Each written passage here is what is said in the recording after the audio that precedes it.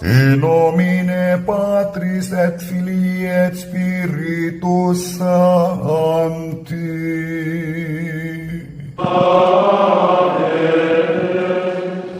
Dominus vobiscum.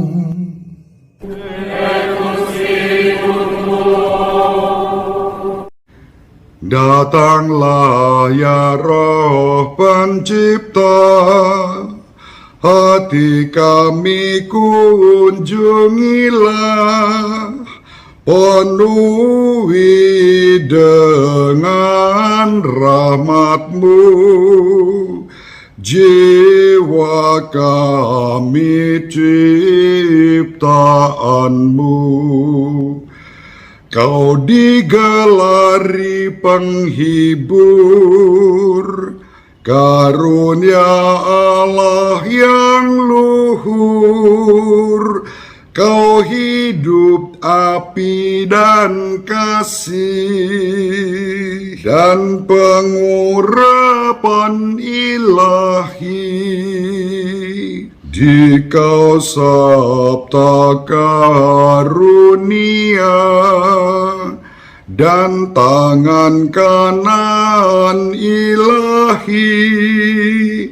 Engkau yang Bapa janjikan, Kau pergandakan bahasa.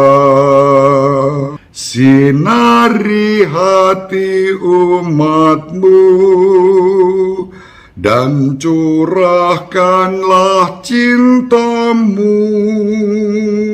Semoga di Kau kuatkan yang rapuh dalam tubuhnya.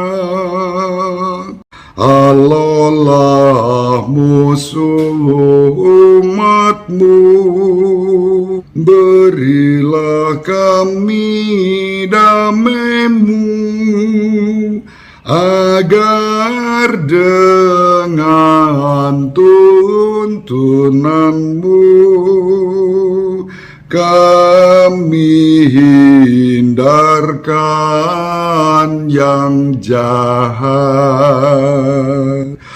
Buatlah kami mengenal serta mengimani terus Bapa dan Putra yang tunggal, dan Engkau Roh keduanya. Dipujilah Allah Bapa dan Putra yang sudah bangkit, serta Roh Kudus penghibur, kini dan sepanjang masa. Amin. Sahabat berhadapan kasih yang terkasih dalam Kristus, selamat berjumpa dalam renungan harian bersama saya. Pertama-tama saya ucapkan selamat Hari Raya Pentakosta.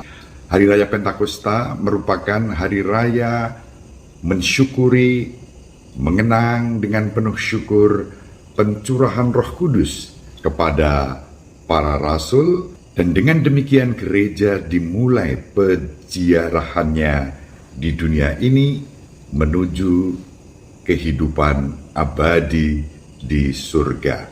Surga dan dunia dipersatukan oleh pencurahan Roh Kudus ini. Berdasarkan Kisah Para Rasul bab 2 ayat 1-11, kita meyakini bahwa Roh Kudus adalah jiwa gereja. Sahabat yang terkasih, mari kita syukuri dan kita rayakan Pentakosta, Roh Kudus yang dicurahkan kepada kita, Roh Kudus yang sama kita terima pada waktu kita dibaptis. Umat beriman Kristiani dalam perspektif teologi Katolik menerima Roh Kudus pada waktu dibaptis, lahir sebagai putri-putra Bapa dengan identitas sebagai murid-murid Kristus yang dibaptis dalam nama Bapa dan Putra dan Roh Kudus. Identitas itu diteguhkan ketika orang Katolik menerima sakramen penguatan atau sering disebut sakramen krisma. Sakramen ini hanya diterimakan oleh uskup dalam keadaan normal, kecuali dalam keadaan darurat, ya, imam diberi otoritas atas izin uskup untuk memberikan pengurapan minyak krisma. Tetapi dalam keadaan normal itu dilayani oleh Bapak Uskup sebagai gembala utama kita di keuskupan, di tiap-tiap keuskupan. Nah, sahabat peradaban kasih yang terkasih, Roh Kudus yang dicurahkan pada waktu kita menerima sakramen penguatan tidak lagi memberi identitas, tetapi memberi tugas. Roh Kudus yang dicurahkan pada waktu kita dibaptis memberi identitas kepada kita sebagai anak-anak Bapa dalam nama Yesus berkat Roh Kudus yang dicurahkan. Roh Kudus yang dicurahkan pada waktu kita menerima sakramen penguatan adalah roh yang membuat kita mendapat tugas perutusan. Untuk apa? Untuk memberikan pelayanan yang semakin sempurna bagi umat dan bagi masyarakat. Umat Katolik yang menerima sakramen penguatan dari Bapak Uskup dinyatakan dewasa, dan karena itu diberi tugas untuk memberikan kesaksian dalam berbagai bentuk pelayanan dalam menjemaat, dalam hidup bermasyarakat. Kita syukuri hari raya ini sebagai hari raya kita semua. Semoga Roh Kudus yang kita terima pada waktu kita dibaptis dan pada waktu kita menerima sakramen penguatan membuat kita menjadi semakin setia mengikuti Kristus. Nah, khusus kami para imam dapat lagi nih pencurahan Roh Kudus waktu ditahbiskan. Uskup mentahbiskan kami para imam. Roh Kudus dicurahkan untuk apa? Untuk tugas pelayanan rohani, terutama pelayanan sakramental kepada umat beriman dan juga pelayanan pastoral. Umat yang menerima Roh Kudus pada waktu dibaptis dan pada waktu penguatan, imam yang menerima Roh Kudus pada waktu ditahbiskan bekerja sama sebagai murid-murid Kristus. 3 pengurapan itu bersifat meterai. Baptisan, pengurapan suci pada waktu menerima sakramen penguatan, dan pada waktu tahbisan bersifat meterai. Artinya apa? Nggak bisa dihapus. Sekali dianugerahkan tidak bisa dicabut, tidak bisa dihapus. Itulah sebabnya ini menjadi anugerah yang istimewa bagi kita semua. Selamat dan profesiat kepada sahabat terkasih yang telah menerima sakramen baptis dan sakramen penguatan. Kita saling mendoakan, kami yang menerima sakramen imamat dalam pencurahan Roh Kudus dapat melayani panjenengan dengan murah hati tetapi tidak murahan, dengan rendah hati tetapi tidak rendah diri. Karena apa? Karena semuanya adalah karya Roh Kudus yang bekerja di dalam diri kita, kendati lemah, rapuh, ringkih, dan berdosa. Lalu bagaimana dengan yang tidak menerima sakramen baptis? Yesus mengatakan, "Akulah jalan kebenaran dan hidup." Artinya apa? Siapapun yang melakukan kebenaran sampai pada kehidupan.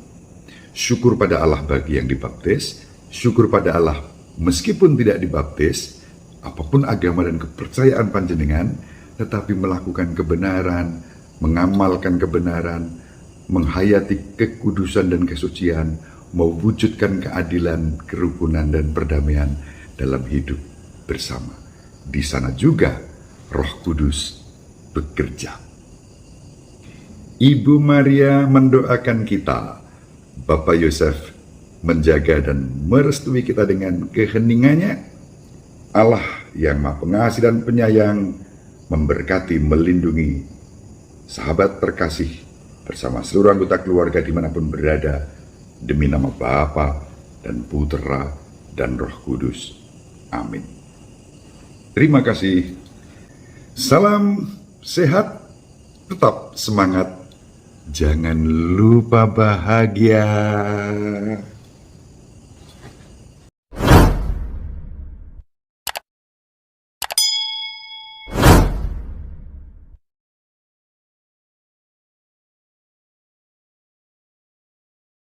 Terima kasih atas kebersamaan kita. Salam peradaban kasih ekologis berkah.